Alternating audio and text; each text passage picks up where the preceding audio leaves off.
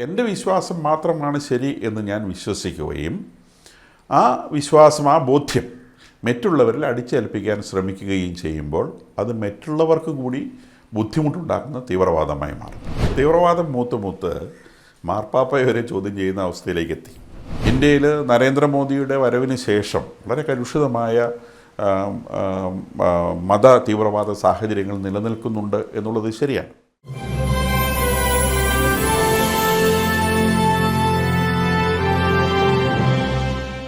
Sunday സലാമിലേക്ക് സ്വാഗതം. ഞാൻ Jose John Mallikassery. ക്രിസ്തീയ സമൂഹത്തെ ബാധിക്കുന്ന വളരെ ഗൗരവമുള്ളൊരു വിഷയം സംസാരിക്കാനാണ് ഞാൻ ഈ സ്ലോട്ട് ഉപയോഗിക്കുന്നത്. തീവ്രവാദം നമ്മൾ വളരെ കോമൺ ആയിട്ട് കേൾക്കുന്ന ഒരു സംഗതിയാണ് തീവ്രവാദം.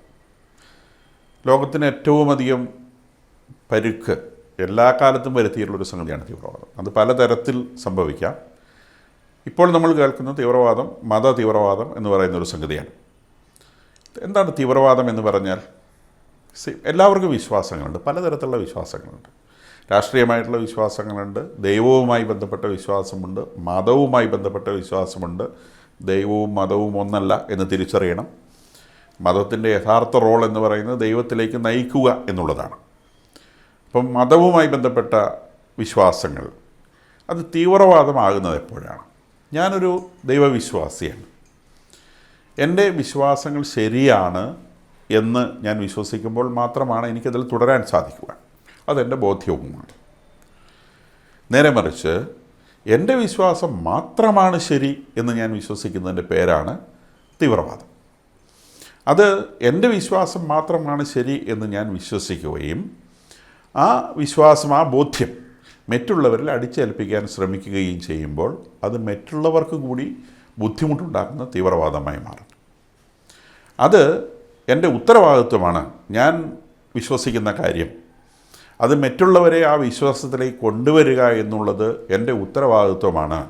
അത് ദൈവം എന്നിൽ അർപ്പിച്ച ഉത്തരവാദിത്വമാണ് എന്ന് ഞാൻ തീരുമാനിക്കുമ്പോൾ ഞാനൊരു ലോക ശത്രുവായ അല്ലെങ്കിൽ ഭ്രാന്തനായ ഒരു തീവ്രവാദിയായി മാറും. ഞാനൊരു ഭ്രാന്തനായി മാറും. മറ്റുള്ളവരുടെ എക്സിസ്റ്റൻസിനെ ചോദ്യം ചെയ്യുന്നവനാണ് ഭ്രാന്തൻ. മറ്റുള്ളവരെ ഇവിടെ നിലനിൽക്കേണ്ടതില്ല, കാരണം അവരുടെ വിശ്വാസം തെറ്റാണ്. അങ്ങനെ വിശ്വാസം തെറ്റായിട്ടുള്ളവർ ഈ ഭൂമിയിൽ ജീവിച്ചിരുന്നാൽ അത് എൻ്റെ ദൈവത്തിന് ഇഷ്ടപ്പെടാത്ത കാര്യമാണ്. അങ്ങനെയുള്ളവരെ ഉന്മൂലനം ചെയ്യുക എന്നുള്ളത് എൻ്റെ ദൈവം എന്നെ ഏൽപ്പിച്ച ജോലിയാണ്. ചിലരെ ഉന്മൂലനം വരെ എത്തില്ല, ചിലരുടെ കാര്യം എല്ലാവരെയും എൻ്റെ വിശ്വാസത്തിലേക്ക് കൊണ്ടുവരിക എന്നുള്ളത് എൻ്റെ ചുമതലയാണ്. അങ്ങനെ ചെയ്യാതിരുന്നാൽ ഞാൻ എന്തോ പാപം ചെയ്യുന്നവനാണ്. അതുകൊണ്ട് ഞാനത് ചെയ്തേ പറ്റൂ. അതിന് എന്ത് കുൽസിത പ്രവൃത്തി ഞാൻ ഉപയോഗിക്കും. അത് തീവ്രവാദമാണ്. നിശ്ചയമായും ക്രിസ്തു അങ്ങനെയൊരു കാര്യം ആരെയും ഏൽപ്പിച്ചിട്ടില്ല. ലോകം മുഴുവൻ സുവിശേഷം പ്രസംഗിക്കാനേ പറഞ്ഞിട്ടുള്ളൂ. ആരെയും കഴുത്തെ പിടിച്ച് മമ്മൂസ മുക്കണം കർത്താവ് വിശ്വസിക്കുക ഒരാളെ ഏൽപ്പിച്ചിട്ടില്ല. ലോകം മുഴുവൻ നിങ്ങൾ സുവിശേഷം അറിയിക്കുക. എന്താണ് സുവിശേഷം? സുവിശേഷം എന്നുള്ളത് ക്രിസ്തു തന്നെയാണ്. ക്രിസ്തുവും ക്രിസ്തുവിൻ്റെ വചനങ്ങളുമാണ് സുവിശേഷം എന്ന് പറയുന്നത്. അത് സ്നേഹത്തിൻ്റെ വചനമാണ്. സഹോദരനെ സ്നേഹിക്കുക, നിന്നെ സ്നേഹിക്കുന്നത് പോലെ സഹോദരനെ സ്നേഹിക്കുക. നിൻ്റെ ശരീരത്തിൽ മുറിവുണ്ടാക്കിയാൽ നിനക്ക് വേദനിക്കും, നിൻ്റെ മനസ്സിൽ മുറിവുണ്ടാക്കിയാൽ നിനക്ക് വേദനിക്കും.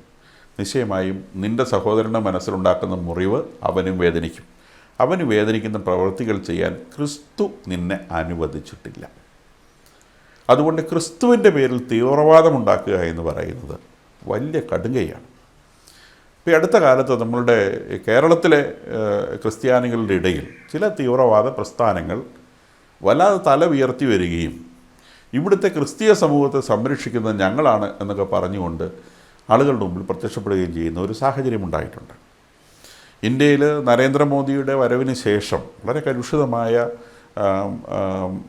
മത തീവ്രവാദ സാഹചര്യങ്ങൾ നിലനിൽക്കുന്നുണ്ട് എന്നുള്ളത് ശരിയാണ്. നരേന്ദ്രമോദി അല്ല അതിന് ഉത്തരവാദി. അതിന് ഉത്തരവാദിയായിട്ടുള്ളത് വേറെ ചില സമൂഹങ്ങളാണ്. അത് 1980കളിൽ ഗൾഫിൽ നിന്ന് ഇവിടേക്ക് ഇമ്പോർട്ട് ചെയ്യപ്പെട്ട ബഹായി പ്രസ്ഥാനത്തിൻ്റെ മുസ്ലിം തീവ്രവാദം അത് മുസ്ലിം സമുദായങ്ങൾക്കിടയിൽ വല്ലാതെ പരക്കുകയും അത് കുറേ മുസ്ലിം ചെറുപ്പക്കാർ, മുഴുവൻ ആളുകളുടെ കാര്യമല്ല പറയുന്നു, ഒരു ഫ്രാക്ഷൻ ഓഫ് മുസ്ലിം ആളുകൾ ഇന്ത്യയിലെമ്പാടും ഇസ്ലാമിലൂടെ മാത്രം ലോകത്തിന് രക്ഷ എന്നുള്ള നിലയ്ക്ക് ഒരു 80കളുടെ തുടക്കത്തിൽ അത് വളർത്തിക്കൊണ്ടുവരികയും അതിനെ മുതലെടുത്തുകൊണ്ട്, ആ ഒരു സാഹചര്യത്തെ മുതലെടുത്തുകൊണ്ട് ഇവിടുത്തെ ഹൈന്ദവ സമൂഹം ഉൾപ്പെടെയുള്ള മറ്റുള്ള സമൂഹങ്ങൾ വലിയ ഭീഷണിയിലാണ് എന്ന് അവരെ ബോധ്യപ്പെടുത്താൻ RSSന് സാധിക്കുകയും അത് BJPയുടെ വലിയ വളർച്ചയ്ക്ക് ഇടയാക്കുകയും അങ്ങനെ വലിയ സാമുദായികമായ പോളറൈസേഷൻ, ഒരു ഭാഗത്ത് മുസ്ലിം വർഗീയത, മറുഭാഗത്ത് ഹിന്ദു വർഗീയത, ഇത് വല്ലാതെ വളർന്നു വരികയും ചെയ്തതിൻ്റെ ഇടയിലൂടെ ഒരു 10 വർഷത്തിനിടയിലൂടെയാണ് കേരളത്തിൽ ഈ പറഞ്ഞ ഈ ക്രിസ്ത്യാനികളായിട്ടുള്ള ചെറുപ്പക്കാരുടെ ഇടയിൽ, പ്രത്യേകിച്ചും വിവാഹപ്രായം കഴിഞ്ഞ് വിവാഹം കഴിക്കാനൊക്കെ ബുദ്ധിമുട്ടിപ്പോയ കുറേ ചെറുപ്പക്കാരൊക്കെയുള്ള സാഹചര്യങ്ങളിൽ അവരുടെയൊക്കെ ഇടയിലാണ് ഈ തീവ്രവാദം പെട്ടെന്ന് ചുവട് പിടിച്ചത്. അതിന് ജോസഫ് മാഷിൻ്റെ കൈവെട്ടിയത് ഒരു വലിയ കാരണമായി തീരുകയും ചെയ്തു. ജോസഫ് മാഷിൻ്റെ കൈവെട്ടിയ സമയത്ത് സഭയുടെ ഭാഗത്തുനിന്നുണ്ടായ റിയാക്ഷൻ തീർത്തും നിരാശാജനകമായിരുന്നു എന്ന് പറയാതെ നിവൃത്തിയില്ല. കത്തോലിക്ക സഭയിൽ തീവ്രവാദത്തിന് യാതൊരു പ്രസക്തിയുമില്ല. ക്രിസ്തു തീവ്രവാദം പ്രോത്സാഹിപ്പിക്കില്ല. തീവ്രവാദം മൂത്ത് മാർപ്പാപ്പയെ വരെ ചോദ്യം ചെയ്യുന്ന അവസ്ഥയിലേക്ക് എത്തി. അത് പറഞ്ഞു വയ്ക്കുന്നത് മാർപ്പാപ്പ മുസ്ലിം തീവ്രവാദത്തെ സപ്പോർട്ട് ചെയ്യുന്നു, മുസ്ലിം കുടിയേറ്റക്കാരെ യൂറോപ്യൻ രാജ്യങ്ങളിൽ സ്വീകരിക്കണം, അവനവൻ്റെ ഭവനങ്ങളിൽ സ്വീകരിക്കണമെന്ന് പറയുന്നു. അതുകൊണ്ട് മാർപ്പാപ്പ ക്രിസ്ത്യാനികളെ കൊല്ലാൻ മുസ്ലിങ്ങളെ അനുവദിക്കുന്നു, അല്ലെങ്കിൽ അത് സൗകര്യം ചെയ്തു കൊടുക്കുന്നു എന്ന മട്ടിലാണ് ഇൻ്റർപ്രിട്ടേഷൻ പോകുന്നത്. മാർപ്പാപ്പയ്ക്കെതിരെ റിബല് കളിക്കുന്ന മെത്രാന്മാർ ലോകത്തെമ്പാടുമുണ്ട്. അപ്പോൾ അതിൽ ചുരുക്കം ആളുകളുടെ ഇത്തരം റിബൽ പ്രസ്താവനകളെടുത്ത് ഇതിന് ഉപോദ്ബലകമായിട്ട് ഇടുകയും അതാണ് ശരിയെന്ന് പറയുകയും ചെയ്യും. മുസ്ലിം തീവ്രവാദം എന്നതൊരു ഫാക്റ്റാണ്.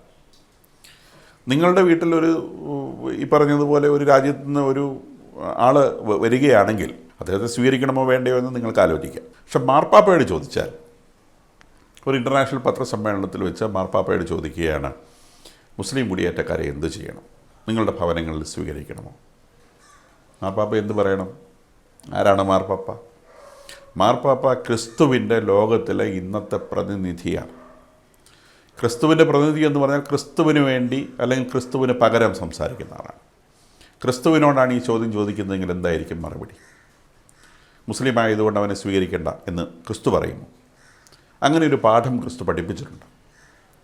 നല്ല സമറായൻ്റെ ഉപമയിൽ മതം നോക്കിയിട്ടാണോ വഴിയരിയിൽ കിടന്നവനെ സംരക്ഷിച്ചത്?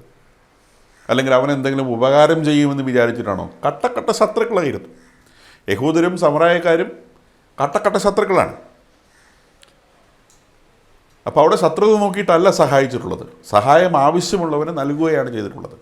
മാർപ്പാപ്പ ക്രിസ്തുവിൻ്റെ പ്രതിനിധി എന്ന നിലയിൽ ആവശ്യമുള്ളവനെ സഹായിക്കാൻ പറയുക മാത്രമേ അദ്ദേഹത്തിന് നിവൃത്തിയുള്ളൂ. ഏറ്റവും ചുരുങ്ങിയത് പരസ്യ പ്രസ്താവനയിലെങ്കിലും അങ്ങനെ പറയാനേ അദ്ദേഹത്തിന് പറ്റൂ. അല്ലെങ്കിൽ അദ്ദേഹം ക്രിസ്തുവിൻ്റെ അനുയായിയല്ല.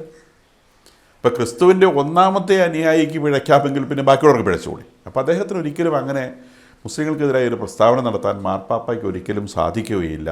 അദ്ദേഹം ഇരിക്കുന്നത് ക്രിസ്തുവുമായി ബന്ധപ്പെട്ട കസേരയിലാണ്. അപ്പോൾ അത് പലർക്കും ഒരു സംശയമുള്ള കാര്യമാണ്. മാർപ്പാപ്പ എന്തുകൊണ്ട് ഇത്തരം ആളുകളോട്? കാരണം ക്ഷമിക്കാനേ ഈശോ പഠിപ്പിച്ചിട്ടുള്ളൂ. ഒരു കരണത്തടിക്കുന്നവന് മറുകരണം കാണിച്ചു കൊടുക്കാനേ പഠിപ്പിച്ചിട്ടുള്ളൂ. മേലങ്കി എടുക്കുന്നവന് പുറങ്കുപ്പായം കൂടെ നൽകാനേ പഠിപ്പിച്ചിട്ടുള്ളൂ. ശത്രുവിനെ സ്നേഹിക്കാനേ പഠിപ്പിച്ചിട്ടുള്ളൂ. നിന്നെപ്പോലെ മറ്റുള്ളവരെയും സ്നേഹിക്കാനേ പഠിപ്പിച്ചിട്ടുള്ളൂ. ആരെയും അടിക്കാൻ പഠിപ്പിച്ചിട്ടില്ല. കൈ നീട്ടുന്നവനെ സഹായിക്കാതിരിക്കാൻ പഠിപ്പിച്ചിട്ടില്ല. വീണ് കിടക്കുന്നവനെ നേരെ കൈ നീട്ടാതിരിക്കാൻ പഠിപ്പിച്ചിട്ടില്ല. ക്രിസ്തു പഠിപ്പിച്ച കാര്യം മാർപ്പാപ്പയ്ക്ക് പറയാൻ പറ്റും. അപ്പോൾ അത് തെറ്റാണ് എന്ന് പറഞ്ഞുകൊണ്ട് മാർപ്പാപ്പയ്ക്കെതിരെ റിബലിയൻ സംഘടിപ്പിക്കാൻ പോകുന്ന തീവ്രവാദങ്ങളൊന്നും ഒരു തരത്തിലും കത്തോലിക്ക സഭയിൽ പ്രോത്സാഹിപ്പിക്കപ്പെടാൻ പാടില്ല. ഇത്തരം സംഘടനകളുടെ തുടക്കത്തിൽ നമ്മളുടെ സഭയിലെ തന്നെ ചില നേതാക്കന്മാർ ഇതിനെ ഉപയോഗിക്കാൻ ശ്രമിച്ചിരുന്നു എന്നുള്ളതൊരു വസ്തുതയാണ്. ഇനിയെങ്കിലും അത്തരം തെറ്റ് തിരിച്ചറിഞ്ഞ് അതിനെ നുള്ളിക്കളയുകയും നമ്മളുടെ ചെറുപ്പക്കാരുടെ മനസ്സിൽ നിന്ന് തീവ്രവാദ ചിന്തകൾ പൂർണ്ണമായും നുള്ളിയെറിയുകയും ചെയ്യണം. കാരണം മറ്റ് മതങ്ങൾ പോലെയുള്ള ഒരു മതമല്ല ഇത്.